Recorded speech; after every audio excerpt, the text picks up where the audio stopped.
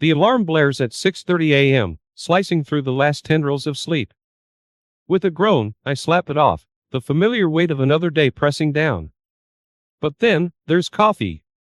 Not just any coffee, Mark's favorite, a dark roast with a hint of caramel. It's our little morning ritual, one of those small, stupid things you do for love. I shuffle to the kitchen, rubbing sleep from my eyes, the grinders roar a harsh welcome to the day. Morning, Mark mumbles, his voice gravelly with sleep, as he wraps an arm around my waist. He's already dressed, the scent of his cologne mingling with the coffee aroma.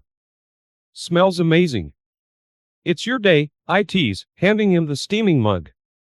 Our kitchen is small, cluttered, but it's ours. It's where we start our days, side by side, before diving into the chaos of our jobs.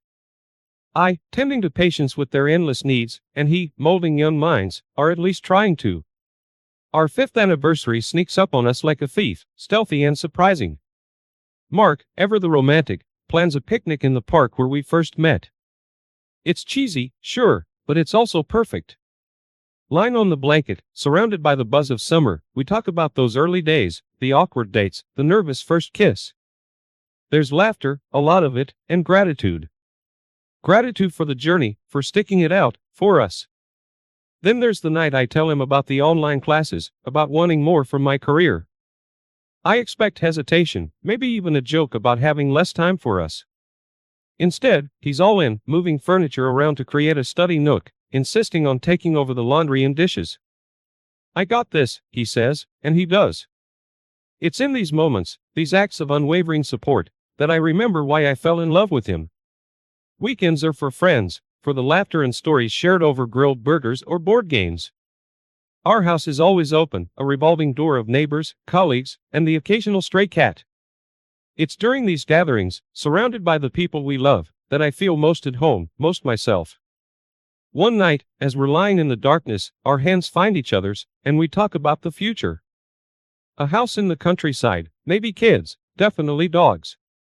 It's a dream we've built together, piece by piece, a shared vision that feels as real and comforting as the bed we lie in. Then, Alex happens, a new doctor at the hospital, charming in a way that's hard to ignore. We're paired for a shift, and conversation flows easily, too easily. There's a spark, an undeniable pull that I tell myself is nothing, just a silly crush. But as I lie in bed that night, Mark's steady breathing beside me, it's Alex's words that echo in my mind, a whisper of what if that I can't seem to shake off. The clock hits 7 p.m., marking the end of another grueling 12-hour shift. My phone buzzes. It's Alex, asking if I want to grab a drink. Just one drink, I tell myself, a brief escape from the relentless pressure of the hospital ward. Out with coworkers, I text Mark, the lie slipping out too easily. The guilt gnaws at me, but I push it aside, convincing myself it's harmless. At the bar, the conversation with Alex flows as freely as the wine. There's an ease between us, a connection that feels both thrilling and dangerous. I laugh more than I have in months, the stress of the day melting away with each shared joke and story. But as I head home, the weight of my deception sits heavy on my chest. The texts start innocently enough, "How's your day going? Saw this and thought of you." But soon, they become the highlight of my day, a secret thrill amidst the monotony. I find myself waiting for that familiar buzz, each message from Alex a spark in the dull routine. Mark notices my distraction, my late replies to his own texts, but I brush off his concern with excuses about work and study. He believes me, or at least pretends to, and I hate myself a little more with each lie. The conference is out of town, a supposedly professional event that feels more like a charged escape with Alex. The tension between us builds until it's palpable, and then, it happens. The kiss. It's a moment of complete surrender, a line crossed that can never be uncrossed. I tell myself it's a mistake, a one-time lapse in judgment, but deep down, I know it's more than that. The affair begins, a series of stolen moments and secret meetings. I juggle my time between Alex and Mark, living two lives that are bound to collide. With each lie, each excuse, the web of deceit grows thicker, suffocating the woman I once was. Then Mark finds the receipt, a simple piece of paper that threatens to unravel everything. "It's not what you think," I stammer, spinning a tale of a mixed-up purse and a friend's hotel stay. He looks at me, hurt and confusion in his eyes, and I see the trust we've built crumble in an instant. He wants to believe me, and part of me wishes he would just call me out, end the charade. But he doesn't. He nods, the seed of doubt planted, and I'm left wondering how long before it sprouts into something we can't ignore. As I lie in bed that night, Mark's steady breathing beside me, I'm torn between the comfort of his presence and the exhilarating uncertainty of Alex. The guilt is a constant companion, a reminder of the chaos I've invited into our lives. I know this can't end well, but I'm powerless to stop it, caught in the thrill of the moment and the fear of losing everything I've ever wanted. It was supposed to be a simple gift, a token of, what? Guilt? Affection? I couldn't even tell anymore. The sleek watch in my hand, meant for Alex, somehow ended up wrapped and given to Mark during a rushed morning where my mind was anything but present. It's a thank you, I stammered, watching Mark's face. For all your support with my classes. His smile didn't reach his eyes, but he nodded, accepting the lie with a kiss that felt more like a question. That night, the air between us was charged with unspoken tension. Mark's usually open face was shuttered, thoughts hidden behind a facade I couldn't breach. My heart raced, knowing something was off, but I was too cowardly to confront it. So, I waited, and so did he, until I couldn't bear the silence anymore. Is everything okay? I ventured, but he only offered a non-committal hum, turning away. The investigation was silent, unseen. Mark, driven by a suspicion he couldn't shake, waited for me to fall asleep before he carefully, almost reluctantly, picked up my phone. The messages, those damn texts with Alex that I thought were hidden behind a password in my lies, laid everything bare. I didn't know it then, but that night, Mark found the evidence of my betrayal right in his hands. The confrontation was inevitable. We need to talk. Mark's voice, usually so warm and familiar, was cold, detached. The words he read aloud from my phone were mine, but hearing them in his voice, they sounded foreign, cruel. I tried to explain, to diminish the gravity of it all, but the look in his eyes told me it was too late. I thought we were past this. I thought we were stronger, he said, the hurt in his voice a physical blow. Mark's decision to leave hit me like a freight train. I need some time, was all he said, but the finality in his tone spoke volumes. I watched him pack a bag, every item a testament to our crumbling life together. The door closed with a soft click, leaving me alone with the wreckage of our marriage. Relief and panic warred within me. Relief that I had time to think, to plan, and panic at the realization that I might not be able to fix this. With Mark gone, the void he left was filled with more lies, more secret meetings with Alex. It's just temporary, I told myself, a mantra to soothe the guilt. But deep down, I knew I was only digging myself deeper into this hole. The message from Mark came out of nowhere, a simple text that shattered any illusions I had left. I think it's best if we start talking about separation formally. The words on my screen blurred through tears. This was it. The reality of losing my husband, my partner, because of choices I made. Choices I could no longer take back. The finality of it, the understanding that there was no going back, settled over me with a weight I couldn't bear. I never saw it coming, the moment Alex would turn his back on me. I think we need some space, he said, his voice void of the warmth I'd grown accustomed to. It felt like a slap, a cold wake-up call. There I was, my marriage in ruins, and now, the person I risked it all for was stepping away. The irony wasn't lost on me, it stung, deep and bitter. Desperation drove me to Mark. I poured my heart out, apologies tumbling over each other, promises of change I half believed I could make. I'll do anything, I pleaded, my voice raw with emotion. Mark's face was a mask of indifference, his eyes not needing mine. It's too late, Lisa, he said, his voice steady, resolute. The finality in his tone shattered any hope I clung to. When Mark initiated the divorce proceedings, it was like being plunged into cold water. I knew things were bad, but the legal documents made it all too real. Every signature was a reminder of my failures, of the love I gambled and lost. The process was swift, clinical, and utterly devoid of the warmth that once defined our relationship. The fallout was immediate. Friends and family, once a source of comfort and joy, began to distance themselves. Invitations dried up, calls went unanswered, and the support system I took for granted crumbled away. The judgment was silent but palpable, a constant reminder of the cost of my actions. Work became a minefield, whispers followed me down hallways, and colleagues I once considered friends now offered nothing but cold shoulders and forced politeness. My professional reputation, once something I was proud of, now felt tainted, overshadowed by personal scandal. It was suffocating, a constant battle to prove my worth beyond the mistakes I'd made. Financially, the divorce settlement felt like another blow. The affair skewed everything in Mark's favor, leaving me to navigate a precarious financial future alone. Budgeting became my new normal, a far cry from the dreams and plans Mark and I once shared. It was a sobering reminder of how much I'd lost, not just in love but in stability and security. And then, Alex left. "I've got a job opportunity in another city," he said, his tone detached. There was no discussion, no consideration of what it meant for us. It was over, just like that.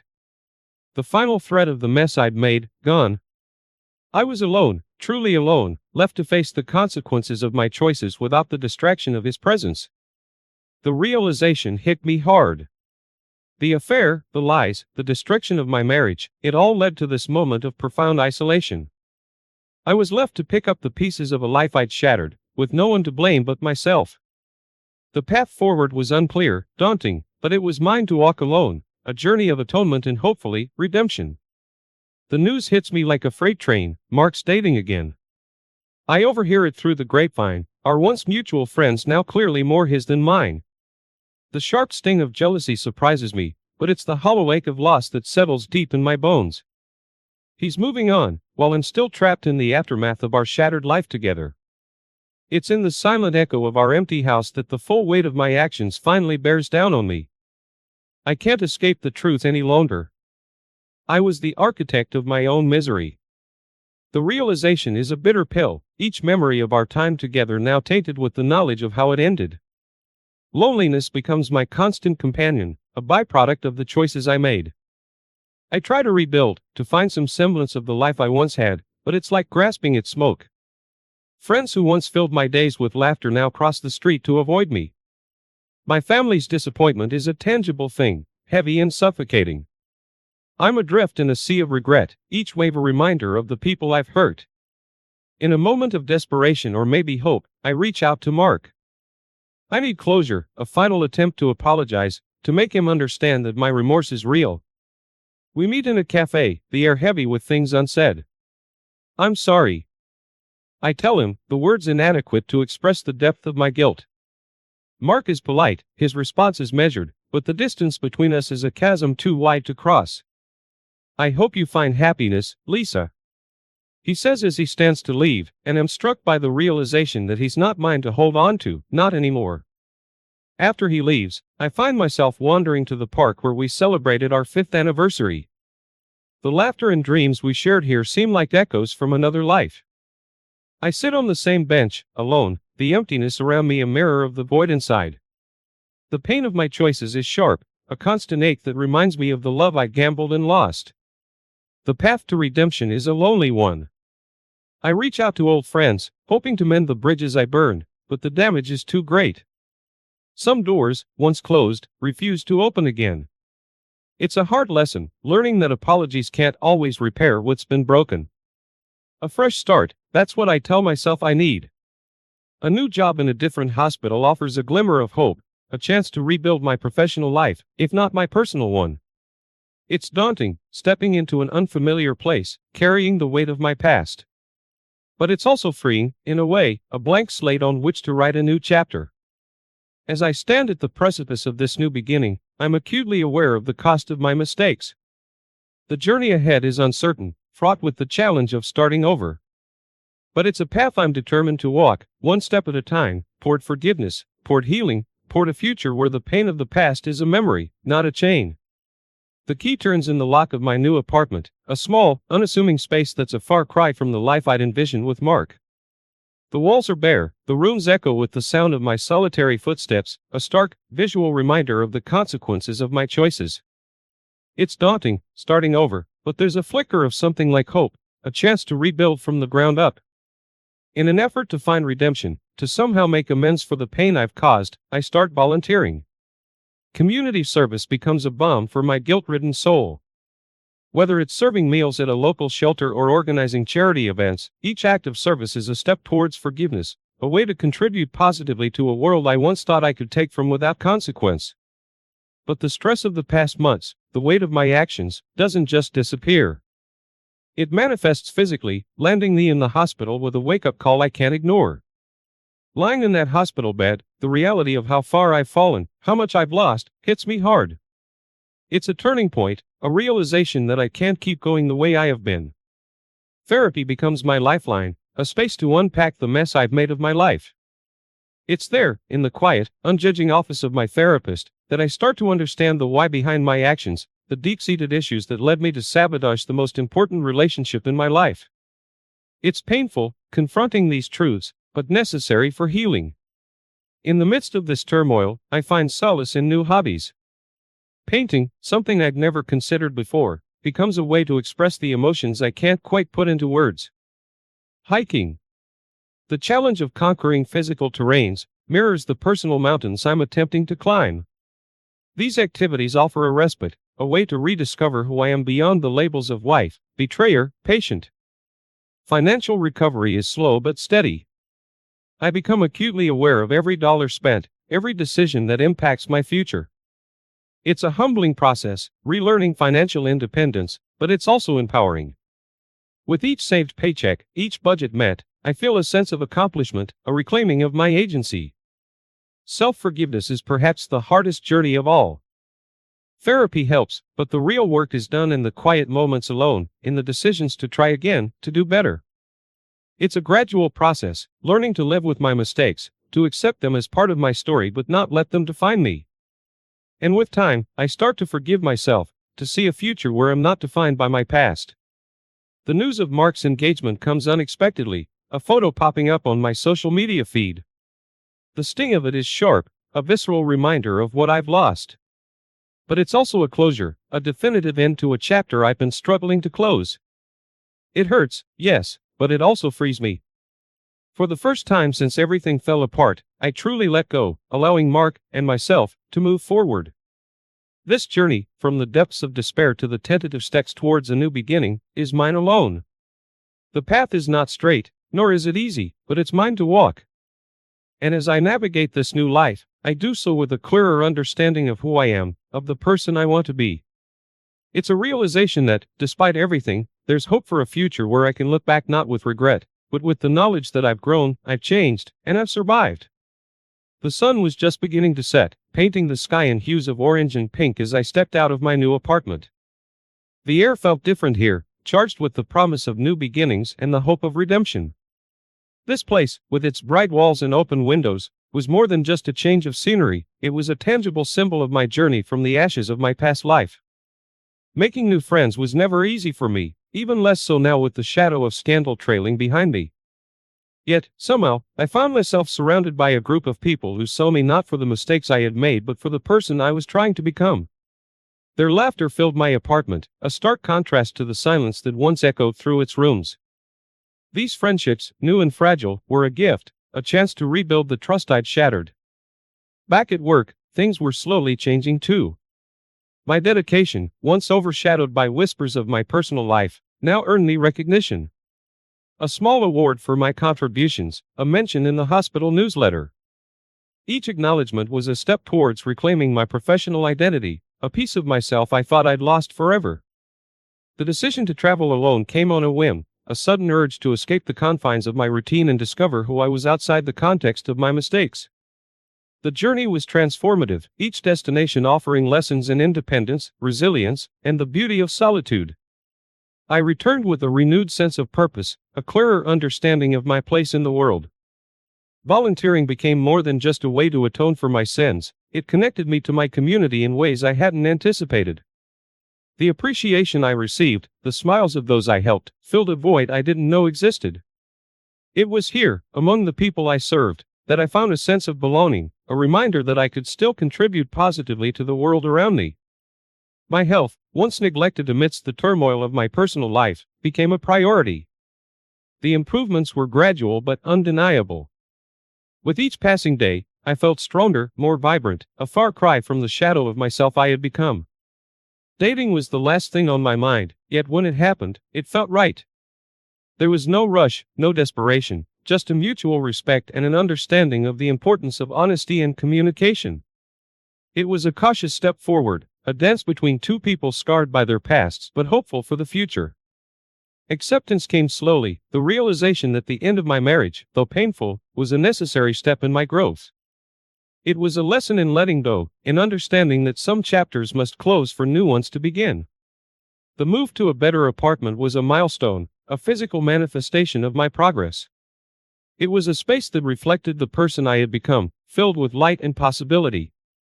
Standing at this crossroads, looking forward to the future, I understand now that my past choices, while they define a part of my story, do not dictate my future. The road ahead is unwritten, filled with potential and the promise